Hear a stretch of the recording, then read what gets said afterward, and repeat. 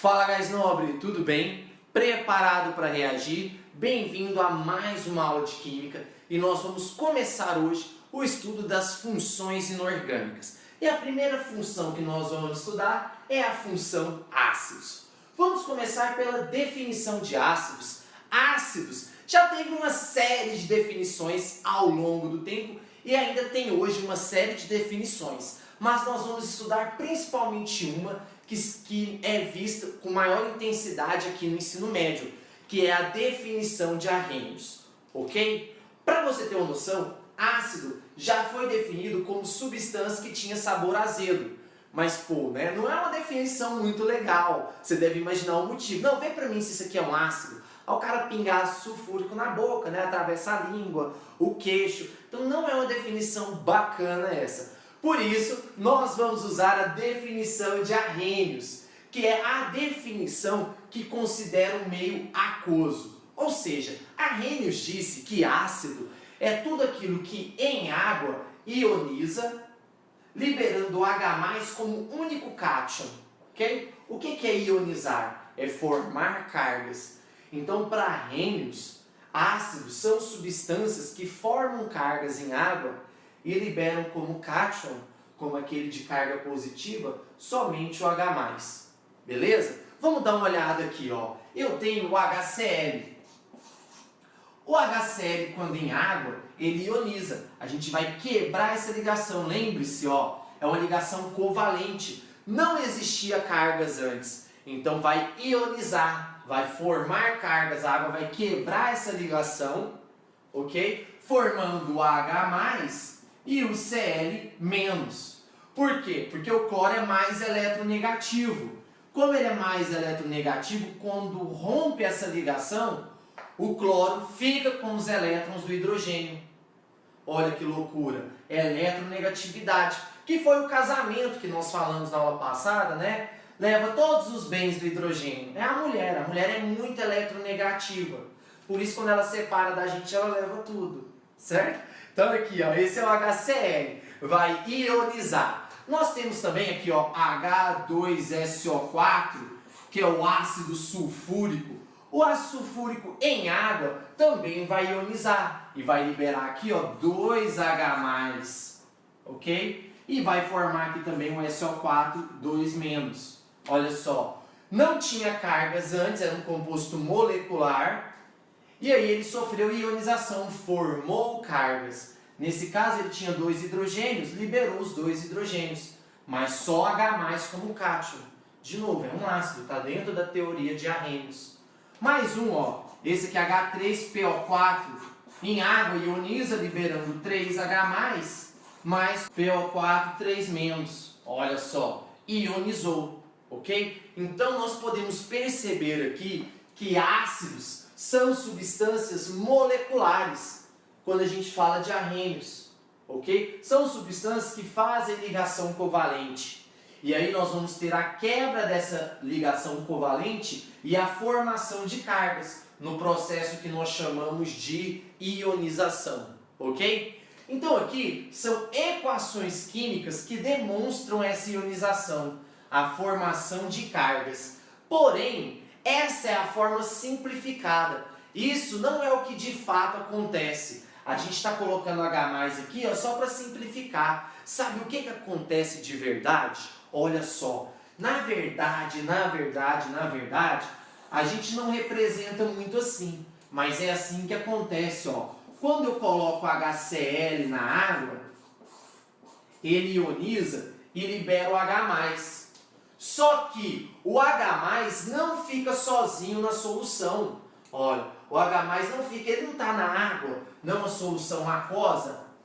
A água vem e dá um parzinho de elétron para esse hidrogênio e forma esse íon aqui, ó, H3O+, que a gente chama de hidrônio ou hidroxônio.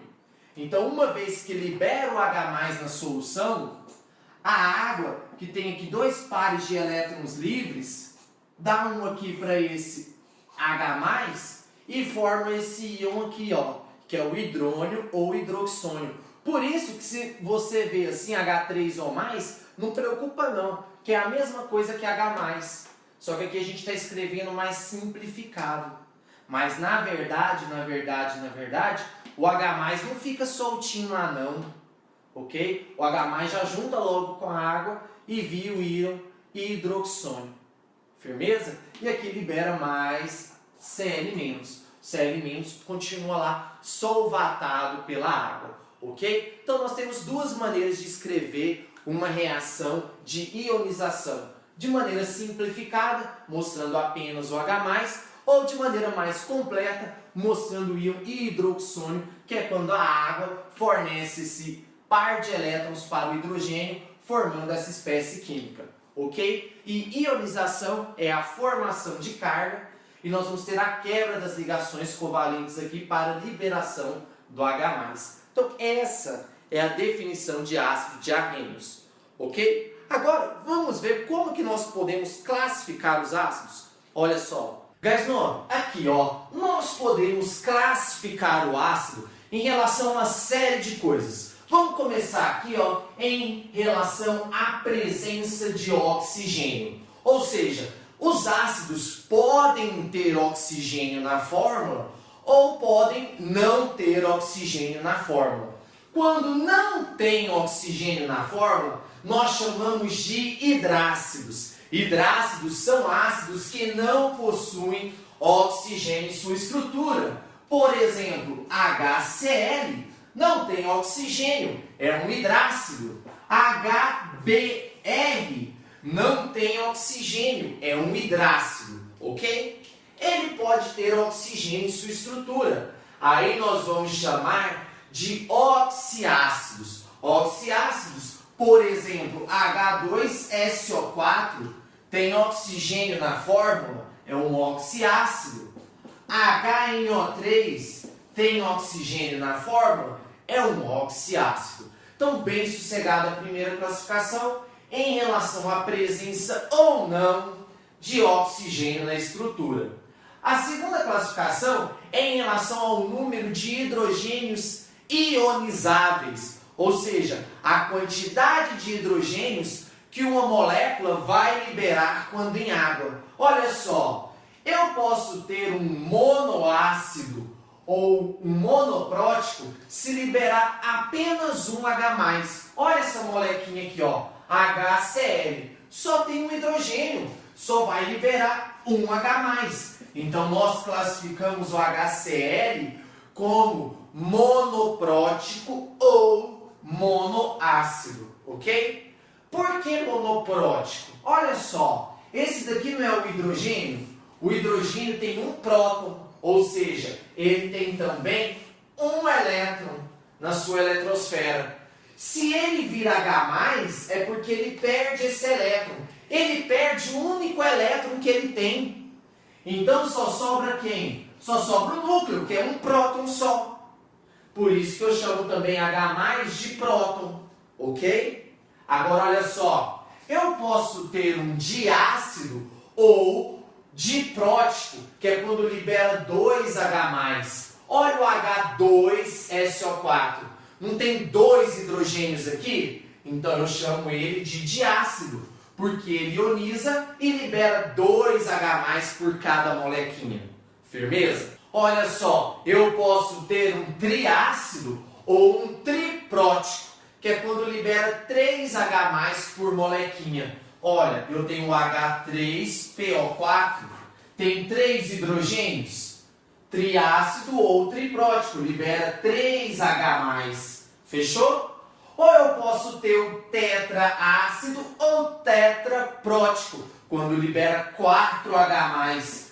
Ou seja, nós temos uma molequinha com 4 hidrogênios aqui, ó, H4P2O7, tem 4 hidrogênios, vai liberar então 4 H+ por molequinha. Então nós podemos classificar também os ácidos em relação à quantidade de hidrogênios que ele libera por fórmula. O HCl libera 1, o H2SO4 libera 2. O H3PO4 libera 3. O H4P2O7 libera 4. Firmeza? Essa é uma outra classificação dos ácidos. Porém, eu quero abrir um parêntese aqui com vocês. como que acontece a ionização de um ácido? Lembra que a gente falou? A gente joga o ácido na água, que é uma molequinha. A água cerca essa molequinha, fazendo com que essa ligação se rompa. Ok? Essa ligação quebrando, libera o H+. Ok? Então, essa é uma molequinha que tem um H+. E quando nós temos 2, 3 ou 4, como que acontece a ionização? Ela acontece por etapas. Como assim? Olha aqui. Aqui, H2SO4. Tem 2 hidrogênios aqui. Como que a gente faz? Descruza a carga. Joga o 2 para cá, ó, o SO4 é um, SO4 é um grupo só, né? A gente joga para cá. A gente viu em inox. Então virou o quê? Ó? 2H+, mais SO4, 2-. Ok? Eu tenho 2 hidrogênios aqui, ó, 2H+. Então, ó, eu representei aqui a ionização de um diácido, um ácido que tem 2 hidrogênios ionizáveis. Tá aqui. Só que, apesar de eu representar aqui, aqui é a nossa equação global. A equação que representa todo o processo. Mas, na verdade, não é assim que acontece. Um ácido que tem mais de um hidrogênio não libera todos os hidrogênios de uma vez. Essa ionização se dá por etapas. Então, quando eu tenho 2, 3, 4 hidrogênios, nunca o ácido libera tudo de uma vez. Não é chegando assim, você acha que é fácil assim? Chegar? Não, é uma coisa de cada vez. Então, olha só. Primeiro, o ácido sulfúrico vai sofrer uma ionização. Quando ele sofre a primeira ionização, ele libera só um H+, ó. Liberou um H+, então eu vou tirar um H+ da molequinha. Se eu tirar o hidrogênio, fica HSO4-, porque era um mais, ficou um menos, ok? Tirei o mais, ficou um menos. Então essa é a primeira ionização. Aí essa espécie aqui, ó, que é o HSO4-, vai vir liberar outro. HSO4-, e isso vai liberar o outro hidrogênio, ó, H+, e vai sobrar o quê? Ó, tirei outro hidrogênio, sobrou SO4. Como eu tirei mais um positivo, vai ficar 2 negativos agora. Então, na verdade, é assim que ocorre a ionização. Tá? Quando eu tenho mais de um hidrogênio ionizável, a ionização ocorre por etapas. Então, primeiro eu libero um hidrogênio, depois eu libero o outro hidrogênio. E vai assim. Se eu tivesse 4 primeiros, segundo, terceiro, quarto, um de cada vez. Tá bom? Ionização por etapas. Ah, mas por que eu escrevo assim então? Porque é mais resumido. Tá? A gente já escreve assim direto, em vez de escrever tudo. Por quê? Olha só. Eu posso somar essas duas equações e chegar na equação global. Como que eu faço isso? Olha só. O HSO4- está depois da seta e antes da seta. Então eu tenho o mesmo composto antes e depois. Eu posso tirar ele, não vai fazer diferença. Passa a vara nele, ó. Passamos a vara no que estava igual antes e depois. Quem que sobrou? Sobrou, ó, H2SO4, dando, ó, 1 mais 1, 2H+, mais SO4, 2-. Ah, agora sim, olha a equação global. Olha o que a gente escreve, ok? Então essa, quando a gente representa global. Mas é bom a gente saber que não acontece assim, que acontece uma etapa de cada vez, ok? A ionização se dá por etapas. E aí, a gente tem que saber isso, porque lá na frente, isso vai fazer diferença. Por quê? Presta atenção aqui comigo. Você acha que o segundo hidrogênio que foi liberado tão fácil quanto o primeiro? Vou repetir.